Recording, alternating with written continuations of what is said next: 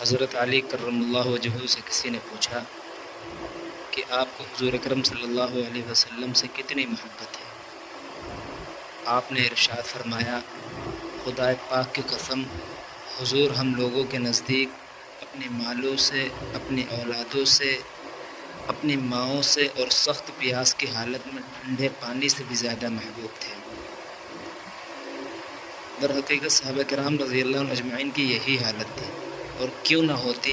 جب کہ وہ حضرات کامل الایمان تھے۔ اللہ جل شانہ کا ارشاد ہے، قل ان کان آباؤکم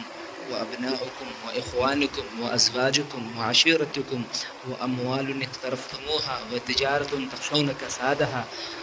ومساكن ترضونها أحب إليكم من الله ورسوله وجهاد في سبيله فتربصوا حتى يأتي الله بأمره والله لا يهدي القوم الفاسقين۔ آپ نے سے کہہ دیجئے، اگر تمہارے باپ، تمہارے بیٹے، تمہارے بھائی، تمہاری بیویاں، تمہارا کنبہ، وہ مال جو تم نے کمائے ہیں، وہ تجارت جس کے بند ہونے سے تم ڈرتے ہو، وہ گھر جن کو تم پسند کرتے ہو، یہ سب چیزیں تم کو اللہ سے، اس کے رسول سے، اس کے راہ میں جہاد کرنے سے زیادہ محبوب ہیں، تو تم انتظار کرو یہاں تک کہ اللہ تعالیٰ اپنا حکم بھیج دے۔ اللہ تعالیٰ بے حکمی کرنے والوں کو ان کے مقصود تک پہنچا دیتا ہے۔